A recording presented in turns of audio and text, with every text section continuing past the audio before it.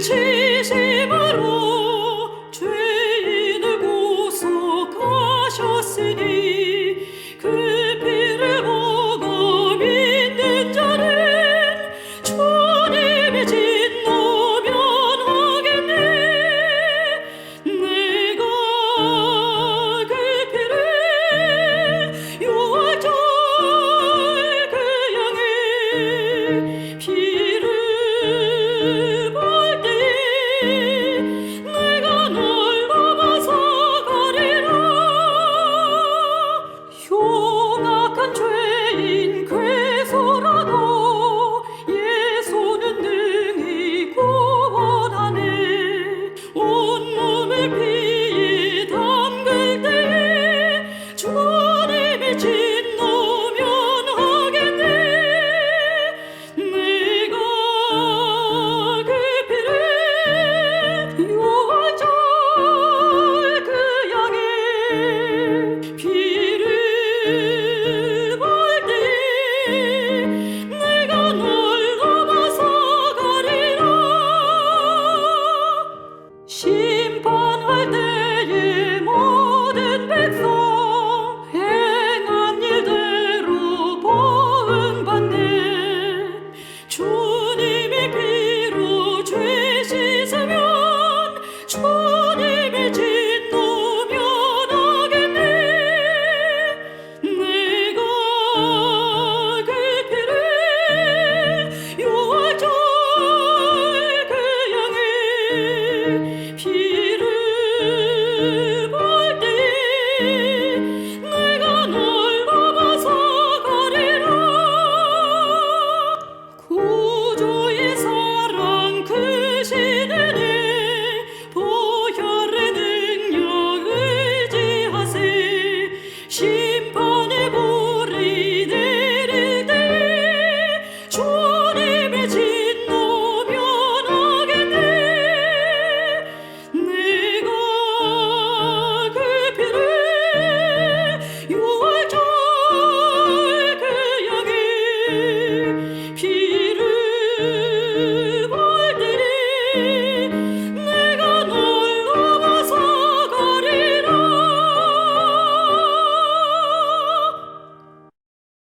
여호와께서 애굽 땅에서 모세와 아론에게 일러 말씀하시되 이 달을 너희에게 달의 시작 곧 해의 첫 달이 되게 하고 너희는 이스라엘 온 회중에게 말하여 이르라.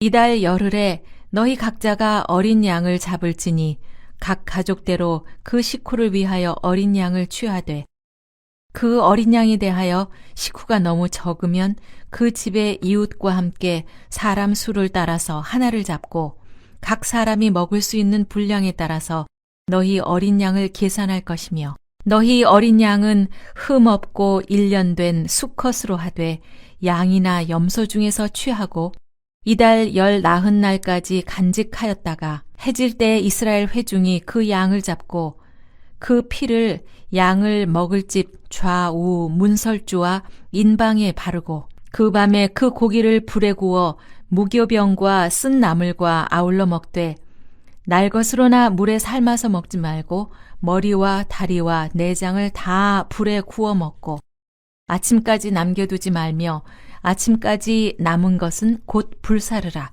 너희는 그것을 이렇게 먹을지니 허리에 띠를 띠고 발에 신을 신고 손에 지팡이를 잡고 급히 먹으라. 이것이 여호와의 유월절이니라. 내가 그 밤에 애굽 땅에 두루 다니며 사람이나 짐승을 막론하고 애굽 땅에 있는 모든 처음 난 것을 다 치고 애굽의 모든 신을 내가 심판하리라. 나는 여호와라. 내가 애굽 땅을 칠 때에 그 피가 너희가 사는 집에 있어서 너희를 위하여 표적이 될지라. 내가 피를 볼 때에 너희를 넘어가리니 재앙이 너희에게 내려 멸하지 아니하리라. 샬롬. 오늘 하루를 허락하신 하나님께 감사하며 오늘도 기쁨으로 살아가시는 행복한 성도 여러분들이 되시기를 주님의 이름으로 간절히 축원합니다. 하나님은 유월절이 있는 아빕 월에 한 해 첫 달이 되게 하라고 그렇게 명령하십니다.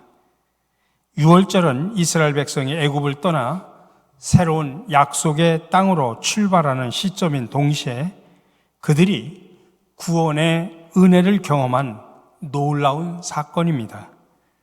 그런 이유로 하나님은 유월절에 지킬 규례들 속에 그들이 기억해야 할 중요한 의미들을 담아 놓으셨습니다. 그럼 그 의미는 무엇일까요? 첫 번째로 어린 양 규례에 담긴 의미입니다. 유월절의 규례 중 무엇보다도 중요한 것은 어린 양을 준비하는 것입니다. 이스라엘 백성은 가족의 규모와 먹을 분량을 계산해서 어린 양을 준비해야 했습니다. 이때 흠없고 일련된 숫 양을 제물로 준비했습니다.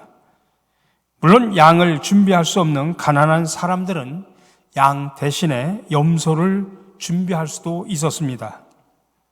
이 어린 양은 이스라엘 백성이 하나님이 내리실 10번째 재앙을 피할 수 있는 구원의 근거였습니다.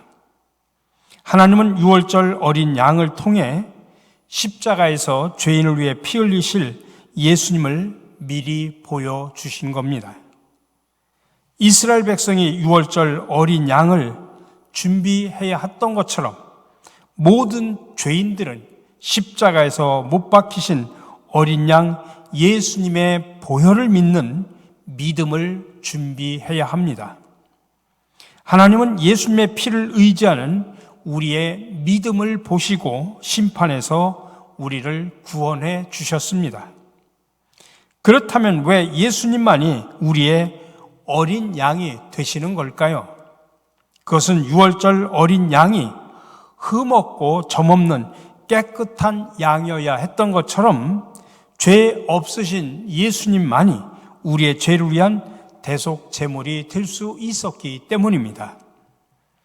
이스라엘 백성은 하나님의 말씀에 순종하여 어린 양을 잡아서 그 피를 모든 사람이 볼 수 있는 문설주에 발랐습니다.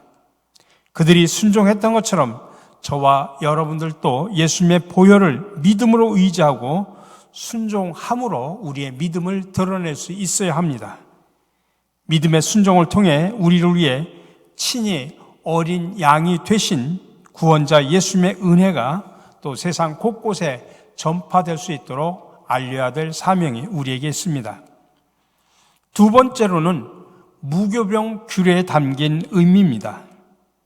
하나님은 어린 양을 잡은 뒤에 불에 구워 무교병 쓴나물과 함께 먹으라고 명령을 하십니다. 무교병은 누룩을 넣지 않고 구운 빵을 의미합니다. 무교병은 누룩을 넣지 않는 까닭에 부풀릴 필요가 없죠. 10번째 재앙 다음 날에 급하게 떠나야 하는 이스라엘 백성들에게는 최적의 음식이었습니다. 그들은 허리에 띠를 띠고 발에 신발을 신고 손에는 지팡이를 잡은 채 급하게 먹어야 했습니다. 또한 쓴 나물에는 이스라엘 백성이 애굽에서 겪어야 했던 쓰디쓴 고통을 상기시키려고 하는 하나님의 의도가 그 속에 담겨져 있습니다. 이렇게 하나님은 이스라엘 백성이 유월절에 이러한 음식들을 먹으면서 애굽에서 그들이 경험한 고통을 상기하고 다시는 애굽으로 돌아가지 않겠다고 다짐하기를 원하셨습니다. 그러나 이런 하나님의 뜻에 불구하고도 그들은 광야에서 어려움을 당하고 고난을 당할 때마다 애굽을 그리워하며 다시 그곳으로 돌아가겠다고 불평을 하기도 했습니다. 그들은 광야에서 하나님의 보호 아래 있었음에도 불구하고 원망과 불평을 쏟아내다가 결국 하나님의 진노를 경험합니다. 이것은 그리스도의 피로 구원받은 우리가 깊이 새겨야 할 부분입니다. 우리는 모두 그리스도 밖에서 사망의 종노릇하며 사탄의 권세 아래 노예처럼 살았던 존재들입니다. 그런데 하나님의 은혜로 구원받은 우리가 고난 앞에서 세상의 방식을 추구하며 하나님을 원망한다면 이스라엘 백성의 죄를 답습하는 그런 꼴이 되는 것입니다. 우리는 고난을 맞닥뜨렸을 때 원망하기보다는 그것을 성화를 시키는 과정으로 받아들이고 감사할 수 있어야 합니다. 우리가 어린 양의 피를 의지하지 않고는 누구도 구원을 받을 수가 없습니다. 오직 우리 구주 예수님만이 하나님의 진노를 피할 길이고 또 우리의 영원한 생명이 되십니다. 예수님의 보혈로 구원받은 사람은 지금까지 우리가 떠나온 세속적인 삶의 방식을 버리고 거룩한 삶을 살려고 노력을 해야 됩니다. 어떤 어려운 고난 앞에서도 뒤로 물러서지 않도록 믿음을 더욱 굳건하게 하며 오늘도 세상으로 나가 승리하는 저와 여러분들이 되시기를 주님의 이름으로 간절히 축원합니다. 구원의 하나님, 이스라엘 백성들의 울부짖음을 들으시고 해방하여 구원하신 하나님, 감사와 찬양과 영광을 올려드립니다.